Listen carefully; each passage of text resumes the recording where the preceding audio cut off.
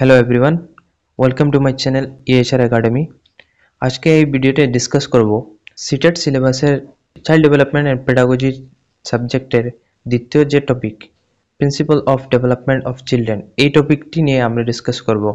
এই চ্যানেলের ধারাবাহিকভাবে আমি পূর্বেও একটি ভিডিও ক্রিয়েট করেছিলাম development and its relation with learning, এইটি নিয়ে আমি ভিডিও বানিয়েছিলাম এবং আগামীতে সিটেটের পুরো সিলেবাস কভার করার জন্য সিটেটের সিলেবাসে যতটি টপিক আছে সবগুলো আমরা কমপ্লিট করার চেষ্টা করব।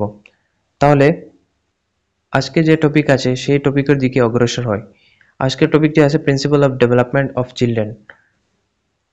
আমি আপনাদেরকে মনে করে দিই, যদি আপনাদের নোটসের বা এই পিডিএফের দরকার তাহলে কমেন্ট সেকশনে এসে কমেন্ট করলে, যদি নোটস লাগে তাহলে কমেন্ট করলে আমি দিয়ে দিব, অবশ্যই লিঙ্ক দিয়ে দিব। ঠিক আছে, শুরু করা যাক। প্রথম দেওয়া আছে principal of development. Principal of development মানে কি? মানুষের যে ডেভেলপমেন্ট বা বিকাশ, সেই বিকাশ কিছু নিয়ম বা কিছু প্যাটার্ন অনুসরণ করে, সেই মূল ধারণাই হচ্ছে প্রিন্সিপাল অফ ডেভেলপমেন্ট। মানুষের বিকাশ তো হঠাৎ ঘটে না, বা মানুষের বিকাশ হঠাৎ করে হয়ে যায় না, একটি প্যাটার্ন অনুসরণ করে। যেমন একটা বাচ্চা তার ইনফ্যান্সি পিরিয়ড 2 বছর পর্যন্ত আছে, এবং 2 বছর যখন 2 বছর হয়ে গেল তখন 2 বছর একদিন থেকে তার যে হঠাৎ করে ডেভেলপমেন্ট হয়ে যাবে, হঠাৎ করে বিকাশ হয়ে যাবে তা নয়। তার একটা প্যাটার্ন অনুসরণ করে সে ডেভেলপমেন্ট হবে, তার বিকাশ হবে। সেই বিকাশটি হচ্ছে মানুষের প্রিন্সিপাল অফ ডেভেলপমেন্ট বা বিকাশের একটি সূত্র বা একটি প্যাটার্ন। তাই বলতে পারি মানুষের যে বিকাশ হয় তা ধীরে ধীরে একটি প্যাটার্ন ফলো করে বিকাশ হয়। আমরা এই যে প্রিন্সিপালস অফ ডেভেলপমেন্ট যেগুলো আছে সেগুলিতে আমরা পড়ব প্রতিটি প্রিন্সিপালে কি রকম বিকাশ হয়, মানুষের কিভাবে বিকাশ হয় সেগুলো আমরা পড়ব। প্রথম হচ্ছে প্রিন্সিপাল অফ কন্টিনিউটি। মানে হলো মানুষের ডেভেলপমেন্ট হচ্ছে একটি কন্টিনিউয়াস প্রসেস। মানুষ তার জীবনে সে কন্টিনিউয়াসলি সে ডেভেলপ হতে থাকবে। সে জন্ম থেকে শুরু করে মরার আগ পর্যন্ত সে ডেভেলপ হতে থাকবে। যে যে প্রসেসটি হচ্ছে কন্টিনিউয়াস প্রসেস। তাই বলতে পারি বিকাশ নিরন্তরভাবে মানুষের পুরো জীবনে চলতে থাকে। That is from womb to tomb. মানে মানুষের বিকাশ মায়ের গর্ভ থেকে শুরু করে টম পর্যন্ত চলতে থাকে। বিকাশ হচ্ছে একটি কন্টিনিউয়াস প্রসেস, যা মানুষের একজন ইন্ডিভিজুয়ালের মাধ্যমে কন্টিনিউয়াসলি চেঞ্জ দেখা যায়। No one remains the same at all ages. মানুষ জীবনের প্রতিটি এইজে দেখতেও সমান হয় না, বুদ্ধির দিকেও সমান হয় না, মানুষের সাথে ব্যবহারের দিকেও সমান হয় না, মস্তিষ্কের বিকাশের দিকেও সমান হয় না। মানে একটা বাচ্চা 3 বছরের একটা বাচ্চা থেকে যখন সে 30 বছর হয়ে যাবে তখন তার সবকিছু ফিজিক্যালি চেঞ্জ হবে, মেন্টালি চেঞ্জ হবে, সোশ্যালি সব কিছুতে তার চেঞ্জ আসবে। তাই বলতে পারি বিকাশ হচ্ছে এটি কন্টিনিউয়াস প্রসেস, যেটা চলতে থাকে ওম টু টম, এবং তার এটা প্রক্রিয়াটা পুরো নিরন্তর। সবই এই যে সমান হয় না, শুধু চেঞ্জ হতে থাকে। বিকাশের প্রিন্সিপালসের পরবর্তী পয়েন্ট হচ্ছে principle of proceeding from general two specific. এই পয়েন্টটি বোঝার আগে আমি আপনাদেরকে একটি ফটো দেখাচ্ছি। এই হচ্ছে প্রথম ফটো, এবং দ্বিতীয় ফটোটি হচ্ছে এই। আপনারা ভালো করে লক্ষ্য করলে দেখতে পাবেন, বুঝতে পারবেন যে এই ফটো এবং এই ফটোর মধ্যে ব্যবধান কি, বা এখানের মধ্যে কি বোঝা যাচ্ছে এই ফটো এবং এই ফটোর মাধ্যমে। আরো একটি ফটো দেখাচ্ছি, সেটা হচ্ছে এই ফটো এবং এই ফটো, এই ফটো এবং এই ফটো। এখন আমরা আসি মেইন পয়েন্টে। এখানে লেখা আছে human development moves gradually from general two specific responses. মানে মানুষের বিকাশ যে হয়, মানুষের জীবনে যে বিকাশ হয়, সেই বিকাশ আস্তে আস্তে গ্রাজুয়ালি জেনারেল থেকে স্পেসিফিকে যায়। এখানে এই ফটোতে যে কথাটি বোঝাতে চাচ্ছি সেটি হলো, বাচ্চা যখন একদম ছোট বয়সে যখন সে আর্ট করতে চাচ্ছে তখন সে কিন্তু পুরোপুরিভাবে ভালোভাবে সে আর্টটা করতে পারছে না। কিন্তু যখন একটু বড় হয়ে গেছে, যখন ড্রয়িংয়ের বিষয়ে বা আর্টের বিষয়ে যখন ধারণা হয়ে যাবে, কিভাবে পেন্সিল ধরতে হয়, কিভাবে আর্ট করতে হয়, কিভাবে এই হরিণ বানাতে পারি, কিভাবে সুযোগ করে লাইনটি আমরা বানাতে পারি, এই যে ডেভেলপমেন্ট, এখান থেকে এখানে যে ডেভেলপমেন্ট হয়েছে, আগে কিন্তু সে ভালোভাবে সে আর্ট করতে পারতো না, কিন্তু এখন সে ভালোভাবে আর্ট করতে পারছে, পাহাড় আঁকতে পারছে, বেলুন আঁকতে পারছে। তার মধ্যে পেন্সিল ধরার স্কিল বা লাইনটি কিভাবে সুন্দর করে বানাবে সেই বানানোর যে স্কিল সে কিন্তু ডেভেলপ করে গিয়েছে। এখান থেকে এখানে সে তার ডেভেলপমেন্ট হয়েছে লাইনটি কিভাবে বানাবে বা পেন্সিলটি কিভাবে ধরবে। আমরা যদি এই ফটোতে দেখি, সে প্রথমে কিন্তু সে ভালোভাবে গ্লাস দিয়ে জল খেতে পারতো না। এখানে ফটোতে কিন্তু দেওয়া আছে ভালোভাবে জল খাচ্ছে, কিন্তু সে জল ভালোভাবে যদি পান করতে পারে না। আমরা দেখি সবসময় যে ছোট যারা বাচ্চা আছে তারা যদি গ্লাস দিয়ে যে তারা যদি জল পান করে তখন কিন্তু তার শরীর অনেকটা ভিজে যায়, কোনো সময় ভিজে যায়। কিন্তু সে যখন ক্লাস 5-এ বা 6-এ যখন পড়ে তখন সে এভাবে বোতলে মুখ লাগিয়ে ভালোভাবে সে জল পান করতে পারে। তো এই যে এই এখান থেকে যখন এখানে ডেভেলপমেন্ট হয়েছে, এখান থেকে যখন এখানে ডেভেলপমেন্ট হয়েছে, এই যে ডেভেলপমেন্ট হয়েছে তাকে আমরা বলবো জেনারেল। এটা হচ্ছে জেনারেল এবং এটা হচ্ছে স্পেসিফিক। এটা জেনারেল ছিল প্রথমে, তার স্কিলটা এখন হয়েছে স্পেসিফিক। তাই আমরা এই পয়েন্ট থেকে বলতে পারি মানুষের ডেভেলপমেন্টটি গ্রাজুয়ালি জেনারেল থেকে স্পেসিফিক, সামান্য থেকে বিশিষ্ট ডেভেলপমেন্ট হতে পারে। প্রথমে সে ভালোভাবে সে খেলনা হাতে নিতে পারতো না, তারপর সে কিন্তু ভালোভাবে আর্ট করতে পারে। এই যে জেনারেল থেকে যে স্পেসিফিক তার ডেভেলপমেন্ট হয়েছে, এটি এই পয়েন্টের মেইন বিষয়বস্তু। ডেভেলপমেন্টের তৃতীয় পয়েন্টটি হচ্ছে প্রিন্সিপাল অফ ইন্ডিভিজুয়াল ডিফারেন্সেস। এখানে এই পয়েন্টটির মেইন বিষয়বস্তু হচ্ছে প্রতিজন মানুষ কিন্তু ইউনিক, একজনের সাথে অন্যজনের ডিফারেন্স থাকবেই। ইভেন টুইন্স যদি থাকে, একই মা বাবার সন্তান, ইভেন যদি যমজ থাকে, ভাই যদি থাকে, যমজ বোন যদি থাকে, তারপরেও কিন্তু তাদের মধ্যে ডিফারেন্স থাকবেই। ফিজিক্যালি যদি দেখতে সমানও হয়, এরপরেও কিন্তু তাদের মধ্যে ডিফারেন্স একটা থাকবেই। আমরা যদি ভালোভাবে খেয়াল করি যে আমাদের স্কুলের একটি ক্লাসে, ধরে নিন ক্লাস 7-এ যদি 30টা বাচ্চা থাকে, তাহলে 30টা বাচ্চার মধ্যে 30 রকমের মানসিকতা থাকতে পারে। 30টা বাচ্চা দেখতে কিন্তু সমান নয়, 30টা বাচ্চা পড়ায় কিন্তু সমান নয়, তাদের মধ্যে ডিফারেন্স আছে। যদি যমজ যদি থাকে, ভাই বোন একসাথে যদি থাকে, তার মধ্যেও কিন্তু কথাবার্তার মধ্যে ডিফারেন্স আছে। মানে হচ্ছে প্রতি ইন্ডিভিজুয়ালের মধ্যে ডিফারেন্স আছে, একজন অন্যজনের সাথে কখনো সমান হতে পারে না। এখন প্রশ্ন হচ্ছে মানুষের মধ্যে এই ইন্ডিভিজুয়াল ডিফারেন্স হয় কেন? ইন্ডিভিজুয়াল ডিফারেন্স হওয়ার মেইন কারণটি কি? মেইন কারণটি হচ্ছে, প্রথম হচ্ছে হেরিডিটি এবং দ্বিতীয় হচ্ছে এনভায়রনমেন্ট। হেরিডিটি কিভাবে? হেরিডিটি হচ্ছে বংশ থেকে আসা। একটা ছেলে যদি লম্বা থাকে তাহলে তার হয়তো মা বা বাবা লম্বা আছেন, তাই তার বংশ থেকে এই বৈশিষ্ট্যটি তার শরীরের মধ্যে এসেছে। এই বংশ থেকে এই বৈশিষ্ট্যটি তার শরীরের মধ্যে কিভাবে এসেছে কিন্তু জিন্সের দ্বারা। তাই আমরা বলতে পারি মানুষের যে ইন্ডিভিজুয়াল ডিফারেন্সটি আসার মেইন কারণটি হচ্ছে, প্রথম হচ্ছে হেরিডিটি, তারপরে হচ্ছে এনভায়রনমেন্ট, এর সাথে আছে জিন্স। হেরিডিটি থেকে আসে জিন্স, এবং এনভায়রনমেন্ট হচ্ছে কিভাবে? এনভায়রনমেন্ট হচ্ছে বাচ্চাটি যে পরিবেশে থাকবে সেই পরিবেশের কিন্তু অনেকটা বৈশিষ্ট্য কিন্তু তার মাধ্যমে আসে যায়। একটি বাচ্চা যদি শিক্ষিত পরিবারে জন্ম হয় বা এক শিক্ষিত পরিবারে সে যদি বড় হয়, এবং অন্যটি যদি কম শিক্ষিত পরিবারে, এরকম দুটি আলাদা পরিবেশে যদি জন্ম হয়, তাহলে আমরা ওই দুটো বাচ্চার মধ্যে আমরা তাদের মধ্যে ডিফারেন্সটি দেখতে পাবো, যে তার ঘরের পরিবেশ বা তার আশপাশের যে পরিবেশ আছে সেই পরিবেশের উপর ভিত্তি করে তার ডেভেলপমেন্টটি এসেছে। বাচ্চাটির ঘরের পরিবেশ যদি সবসময় স্নেহ, মমতা বা ভালোবাসা এভাবে যদি থাকে, তাহলে আমরা দেখতে পাবো পজিটিভ থাকবে তার চরিত্রের মাধ্যমে। এবং তার ঘরের পরিবেশ যদি সবসময় ডোমেস্টিক ভায়োলেন্স যদি থাকে, মা বাবা এবং অন্যান্যরা সবসময় যদি ঝগড়ার মধ্যে থাকে, তাহলে দেখতে পাবো তার এই যে ডেভেলপমেন্টটি বা তার নার্চারিংটি আমরা নেগেটিভভাবে দেখতে পাবো। তো এই হচ্ছে মানুষের মধ্যে ডিফারেন্সটি, একটি হচ্ছে হেরিডিটি, অন্যটি হচ্ছে এনভায়রনমেন্ট, এবং হেরিডিটি থেকে আসে জিন্স। তাই বলতে পারি সমান এজের বাচ্চার কোয়ালিটি সবসময় সবার একই হয় না, ভিন্ন হয়। এই হেরিডিটি এবং এনভায়রনমেন্টকে আমরা অনেক সময় নেচার এবং নার্চার কম্পোনেন্ট হিসেবে আমরা দেখতে পাই। নেচার এবং নার্চার কম্পোনেন্টগুলো কি? নেচার কম্পোনেন্ট হচ্ছে যেগুলো আমাদের শরীরে বংশ থেকে আসে, ন্যাচারালি বংশ থেকে আসে, এবং নার্চার যেগুলো আমরা অনেক প্রক্রিয়ার দ্বারা, এনভায়রনমেন্টের মাধ্যমে আমরা অনেকগুলা স্কিল শিখি বা আমাদের মাধ্যমে অনেকগুলা বৈশিষ্ট্য এসে যায়, সেই হচ্ছে নার্চার। নার্চার হচ্ছে মূলত আমি যা অভিজ্ঞতা থেকে শিখি বা আমি যা চর্চা করে শিখি। এক্সামে অনেক সময় প্রশ্ন দিয়ে দেয় নেচার এবং নার্চার এই ডিফারেন্সটি তুলে ধরে এবং কনফিউশন করার জন্য। তাই আমি বলে দিচ্ছি, যদি এরকম থাকে নেচার এবং নার্চার যদি থাকে, তখন মনে করবে ইন্ডিভিজুয়াল ডিফারেন্সের হেরিডিটি এবং এনভায়রনমেন্টের বিষয়ে কথা বলা হচ্ছে। পরবর্তী পয়েন্ট হচ্ছে principle of uniform pattern or sequence.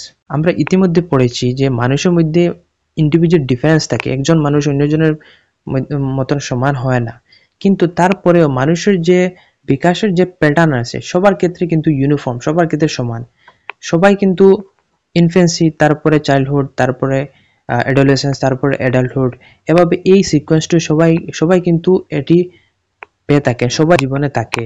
একজন মানুষ বাচ্চা হয়ে জন্ম হবে, তারপরে চাইল্ডহুডে যাবে, তারপরে অ্যাডোলেসেন্স, তারপরে অ্যাডাল্টহুড, তারপরে বুড়ো হবে। এভাবে তার সিকোয়েন্সটি সবার ক্ষেত্রে কিন্তু সমান। একজন ভারতীয় একজন মানুষ থাকলে আমেরিকার মানুষের সবার কিন্তু সমান থাকে এই সিকোয়েন্সটি, যদিও সবার মধ্যে ইন্ডিভিজুয়াল ডিফারেন্স থাকে, একজন মানুষ অন্য মানুষের মতন হয় না, কিন্তু ইউনিফর্মিটি থাকে তার সিকোয়েন্সের মাধ্যমে। তাই এই পয়েন্টটির মেইন বিষয়বস্তু হচ্ছে মানুষের যে ডেভেলপমেন্টটা হয় তা একটি সিকোয়েন্সের মাধ্যমে, একটি অর্ডারলি সিকোয়েন্সের মাধ্যমে হয়। প্রথমে ইনফেন্সি, তারপর চাইল্ডহুড, তারপরে অ্যাডোলেসেন্স, তারপর অ্যাডাল্টহুড। এই সিকোয়েন্সটি মেনটেন করে মানুষের ডেভেলপমেন্টটা হয়। এই ডেভেলপমেন্ট যেটি আছে, ফিজিক্যাল ডেভেলপমেন্টের যে সিকোয়েন্স আছে, সেই সিকোয়েন্সটিকে দুইটি ভাগে ভাগ করা হয়। প্রথম হচ্ছে সেফালোকর্ডাল সিকোয়েন্স এবং দ্বিতীয় হচ্ছে প্রক্সিমোডিস্টাল সিকোয়েন্স। এই সেফালোকর্ডাল সিকোয়েন্সটি মেইন হচ্ছে হেড টু টোয়ের ডেভেলপমেন্ট, এবং প্রক্সিমোডিস্টাল হচ্ছে বডির সেন্টার পার্ট থেকে আউটার পার্ট দিকে যে ডেভেলপমেন্ট হবে সেটি হচ্ছে প্রক্সিমোডিস্টাল ডেভেলপমেন্ট। এখন আপনাদেরকে একটি ফটো দেখাই। মানুষের যখন ডেভেলপমেন্ট হয় মাথা থেকে পায়ের দিকে, এই ডাইরেকশনে যখন ডেভেলপমেন্ট হবে, প্রথমে মাথা, তারপরে ঘাড়, এভাবে যখন ডেভেলপমেন্ট হবে, আমরা সাধারণত জানি প্রিনেটাল পিরিয়ডে বা ওম্বে থাকার সময়, গর্ভে থাকার সময়, তখন বাচ্চার প্রথমে মাথার ডেভেলপমেন্ট হয়, তারপর শরীরে অন্যান্য অঙ্গগুলোর ডেভেলপমেন্ট হয়। মাথা থেকে পায়ের দিকে, পায়ের আঙ্গুল দিকে যে টো যায়, টোর পর্যন্ত যে ডেভেলপমেন্ট হয়, এই ডেভেলপমেন্টে কি বলে? সেফালোকর্ডাল বলে। ঠিক আছে। এবং সেন্টার থেকে যখন আউটার দিকে যে ডেভেলপমেন্ট হবে, সেই ডেভেলপমেন্টকে বলবে প্রক্সিমোডিস্টাল ডেভেলপমেন্ট। যেমন এখানে আছে হার্ট বা স্পাইনাল, এই যে ডেভেলপমেন্ট হবে, এখান থেকে যে ডেভেলপমেন্ট হয়ে এইদিকে যাবে, সেই ডেভেলপমেন্ট হচ্ছে প্রক্সিমোডিস্টাল। প্রক্সিমোডিস্টালের আরেকটি কথা, যখন সেন্টার থেকে আউটার দিকে যখন ডেভেলপমেন্ট হবে, মানে সেটাকে বলবে gross to fine skill development, GF. এই ওয়ার্ডটি ইয়াদ থাকবে, জিএফ ইয়াদ থাকতে হবে। তাহলে সেন্টার থেকে যখন আউটার দিকে যখন ডেভেলপমেন্ট হবে, সেটা হবে প্রক্সিমোডিস্টাল ডেভেলপমেন্ট। আমরা আগে পড়েছি গ্রস মোটর স্কিল এবং ফাইন মোটর স্কিল। শরীরের ফাইন মোটর স্কিল হচ্ছে এই যে আঙ্গুল যেগুলো আছে, এগুলো হচ্ছে ফাইন মোটর, মানে শরীরে এই ছোট ছোট অঙ্গ, সেটা হচ্ছে ফাইন, এবং হাত যে আছে সেটি হচ্ছে গ্রস। এটা হচ্ছে মানে এখান থেকে এদিকে যায়। তাই বলতে পারবো গ্রস থেকে যখন ফাইনের দিকে যায় তখন হবে প্রক্সিমোডিস্টাল ডেভেলপমেন্ট। মনে থাকবে, সেফালোকর্ডাল হচ্ছে মাথার থেকে পায়ের আঙ্গুলের দিকে যে ডেভেলপমেন্ট হয় সেটা হচ্ছে সেফালোকর্ডাল, এবং প্রক্সিমোডিস্টাল হচ্ছে সেন্টার থেকে যখন আউটার দিকে যাবে, মানে গ্রস থেকে যখন ফাইনের দিকে যাবে, তখন হচ্ছে সেটি প্রক্সিমোডিস্টাল ডেভেলপমেন্ট। এখানে আরো একটি কথা লেখা আছে যে development of 4 limbs to fine motors is the proximodistal. মানে মানুষের শরীরের যে 4 limbs আছে, দুই হাত এবং দুই পা, প্লিজ ইগনোর মাই ড্রয়িং। ওকে, এখানে আছে একটা লিম্বস, এখানে আছে একটা লিম্ব, এখানে আছে একটা, এখানে একটা। তাই এই 4 limbs এখান থেকে এখানে যে ডেভেলপমেন্ট, এদিকে যে এই ডাইরেকশনে যে ডেভেলপমেন্ট হয়, সেটি হচ্ছে gross to fine motor skill development. তাই এই gross to fine motor skill যেটি ডেভেলপমেন্ট হবে, সেটি হবে প্রক্সিমোডিস্টাল ডেভেলপমেন্ট। এখন হচ্ছে প্রিন্সিপাল অফ ইন্টিগ্রেশন। ইন্টিগ্রেশন হচ্ছে একদম বেসিক কনসেপ্ট। ইন্টিগ্রেশন মানে কি? একত্রিত করে কোনো একটি কাজ করা।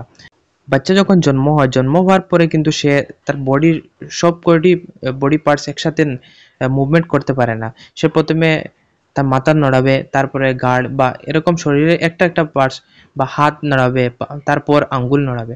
একটা যখন সময় হবে তার 4 বছর বা 5 বছর হওয়ার পর সে পুরোপুরি হাঁটা শিখবে বা দৌড়াতে শিখবে। তখন যখন ছোট থাকতে তখন সে বডি পার্টসগুলো ইন্টিগ্রেট করে সে কিন্তু মুভমেন্ট করতে পারছে না, কিন্তু যখন বড় হবে তখন হাত পা মাথা সব কিছু একত্রে সে নড়াতে পারবে, দৌড়াতে পারবে, সেই বডি পার্টসগুলো একসাথে মুভমেন্ট করা বা সেই ধারণাই হচ্ছে ইন্টিগ্রেশন। আমরা যদি আরও একটা এক্সাম্পল নেই, যদি সে মেন্টালি এত বেশি শার্প হয় না, যদি সে কালারকে ভালো করে সে চিনে না, লাল কালার বা গ্রিন কালার বা ব্লু কালার যে সে আলাদাভাবে সে চিনে না, তাকে আলাদা আলাদা করে তাকে কালারের জ্ঞান দিতে হবে। যখন সে বড় হবে, বড় হয়ে যখন সে রামধনু দেখতে পাবে, তখন সে বলতে পারবে যে এখানে রামধনু 7টা কালার একসাথে মিক্স আছে, এবং সে কালারগুলোর নাম বলতে পারবে, এবং সে ইন্টিগ্রেট করে তখন কালারের বেসিক কনসেপ্ট যেগুলো আছে সব ইন্টিগ্রেট করে সে বলতে পারবে। সেটাই হচ্ছে ইন্টিগ্রেশনের কনসেপ্ট। ল্যাঙ্গুয়েজের ক্ষেত্রে যদি বলি, সে ল্যাঙ্গুয়েজ প্রথমে এ শিখে, তারপরে বি শিখে, এভাবে অ্যালফাবেট যেগুলো আছে সব কিন্তু 26টা অ্যালফাবেট সে শিখবে। তারপর সে ওয়ার্ড বানাবে, তারপর ওয়ার্ড থেকে সেন্টেন্স বানাবে। সে তখন যখন সেন্টেন্স বানাবে তখন ইন্টিগ্রেট করে সব লেটার্সগুলো সব ইন্টিগ্রেট করে সে পড়বে, তখন সেন্টেন্স বানাতে পারবে।